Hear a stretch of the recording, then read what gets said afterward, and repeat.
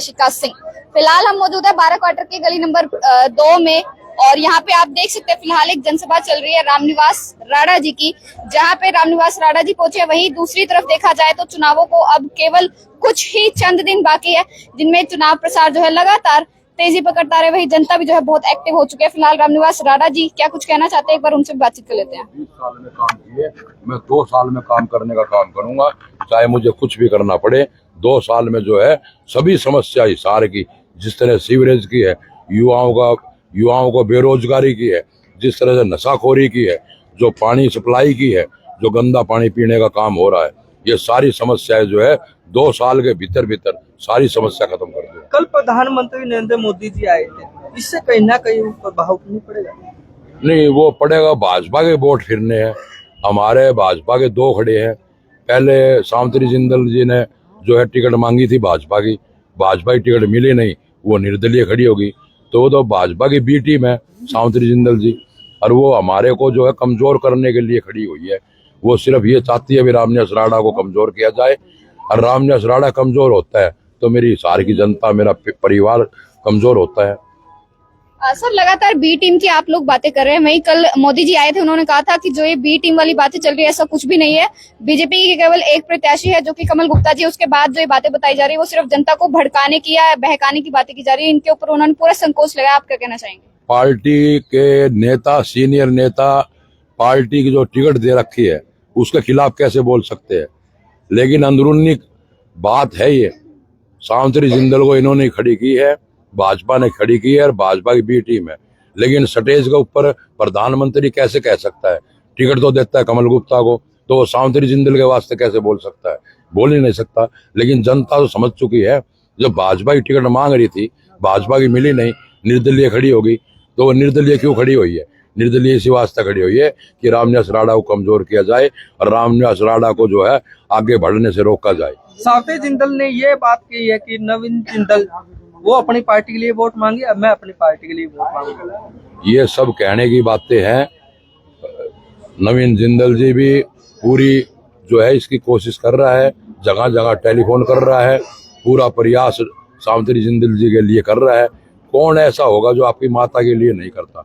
अगर मैं तो कहूंगा भाई, अगर वो नहीं करता है तो कम से कम बेटे के नाते तो उसका हक बनता है, उसको करना भी चाहिए। तो मैं जो है ये आपसे वादा करता हूँ, हिसार की जनता से वादा करता हूँ, एक मौका मुझे दो ताकि मैं पूरा हिसार शहर में आपके बीच में बैठ करके विकास कराने का काम कर सकूं, और आपके बीच में रह करके ना मैंने दिल्ली जाना, ना मैंने कलकत्ता जाना, ना बम्बई जाना और ना विदेश जाना। जिस तरह से ये जिंदल परिवार जो विदेशों में रहते हैं आदिहान, अगर कोई काम पड़ेगा तो हिसार की जनता ढूंढती रह जाती है। लेकिन रामनिवास राणा तो हिसार में मिलेगा, हिसार में रहेगा और आपके बीच में रहेगा। सर, एक आखिरी सवाल, कुछ चंद दिनों का समय बाकी है, उसके बाद वोटें हैं, उससे पहले जो प्रचार प्रसार रुक जाएगा। कुछ ही चंद दिन बाकी है आप लोगों के पास, क्या लगता है कैसी तैयारी हो चुकी है? क्या रिजल्ट के आने से पहले कोई डर लग रहा है आपको? नहीं, बिल्कुल डरने की जरूरत नहीं है। हिसार की जनता मेरे साथ है, मेरे जो है साथी मेरे साथ है। दिल खोल करके जो है हम चुनाव लड़ रहे हैं, दमखम से चुनाव लड़ रहे हैं। हमने जो है पूरी तैयारी अब से नहीं, 2019 से हमने तैयारी की हुई है। अब पूरी दमखम से चुनाव लड़ने का काम करेंगे और खुला मैदान में चुनाव लड़ेंगे। अच्छा, अब जो है यहाँ पे बहुत सारे लोग जो है इंतजार में हैं। जी सर, बताइए। मैडम, ऐसा है, जनता तो व्यवस्था परिवर्तन करने का मन बना चुकी है। अब तो केवल औपचारिकता बाकी है। लोगों को इंतजार है कि 5 तारीख कब आए और हम अपने मतदान का सही प्रयोग करें। कल मोदी जी आए थे, रैली में बहुत लोग आए थे, तो मैं ये पूछना चाहती हूँ कांग्रेस कब ऐसी बड़ी रैली करने वाली है? देखिए मैडम, जहाँ तक बात है, कभी भी भीड़ ना महत्व नहीं रखती। महत्व जो रखती है वो गरीब आदमी, जनता, गरीब जनता की भावना महत्व रखती है। भीड़ तो पैसे से भी जुटाई जा सकती है। आज जो जन है वो भाई रामनिवास राणा जी के साथ है। 36 बिरादरी, आप यहाँ अपार जो जनशक्ति समूह देखिए, आप भी एक जनशक्ति हैं। आज जो जनशक्ति का अपार समूह है वो रामनिवास जी राणा जी के साथ है। लोगों की अब संवेदनशीलता, लोगों की भावना रामनिवास राणा जी के साथ जुड़ चुकी है, और यही फैक्टर है। हिसार का एक व्यवस्था परिवर्तन लोगों ने करने का मन बना लिया है। इसी व्यवस्था परिवर्तन के साथ लोगों ने एक मन परिवर्तन भी कर लिया कि अब की बार रामनिवास राणा जी। चले जी, बाकी जो है कार्यक्रम थोड़ा चलता रहे, उसके लिए हम भी थोड़ा सा बाकी कार्यक्रम हम देखते हैं और फिलहाल जो है रामनिवास राणा जी को पगड़ी पहनाई जाएगी, सलाम किया जाएगा, सम्मान दिया जाएगा। करण सिंह नरवलिया चेयरमैन जी, संदीप रनौलिया जी, राजेंद्र बिश्नोई जी, रमेश कटारिया जी, चंद्रमान कटारिया जी, ओम प्रकाश पागड़ी जी, नरेश पागड़ी जी, उत्पल वर्मा जी, डॉक्टर बलवान सिंह जी, आजाद यादव जी और आदर वर्मा जी। जोरदार तालियों से इनका स्वागत करें। पगड़ी एक बड़ा ही मान सम्मान होता है और जब पगड़ी पहनाई जाती है तो एक अपनी ये देखो, ये व्यवस्था परिवर्तन ही तो चाह है हमने। ये देखो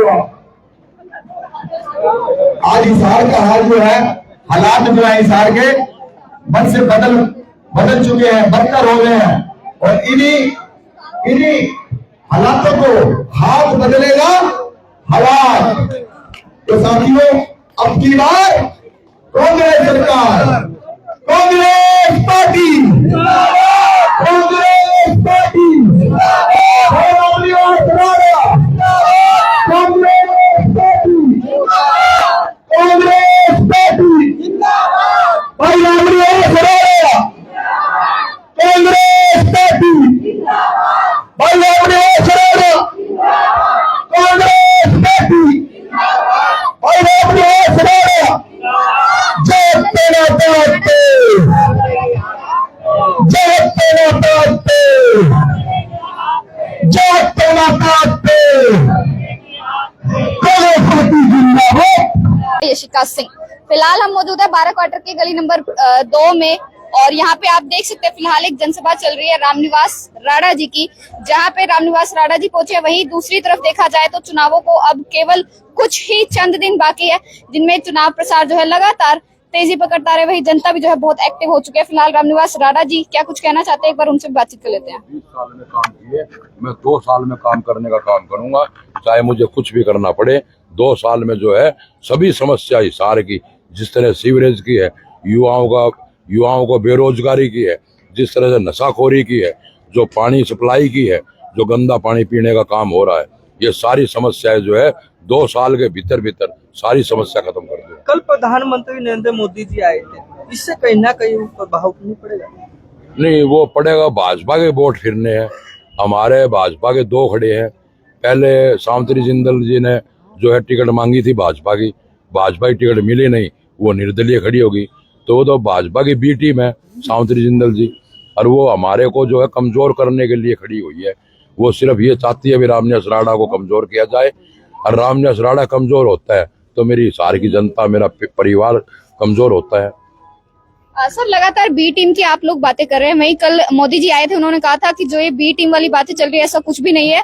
बीजेपी की केवल एक प्रत्याशी है जो कि कमल गुप्ता जी। उसके बाद जो ये बातें बताई जा रही है वो सिर्फ जनता को भड़काने की या बहकाने की बातें की जा रही है। इनके ऊपर उन्होंने पूरा संकोच लगाया। आप क्या कहना चाहेंगे? पार्टी के नेता, सीनियर नेता, पार्टी की जो टिकट दे रखी है उसके खिलाफ कैसे बोल सकते हैं? लेकिन अंदरूनी बात है, ये सावित्री जिंदल को इन्होंने खड़ी की है, भाजपा ने खड़ी की है और भाजपा की बी टीम है। लेकिन स्टेज के ऊपर प्रधानमंत्री कैसे कह सकता है? टिकट तो देता है कमल गुप्ता को, तो वो सावित्री जिंदल के वास्ते कैसे बोल सकता है?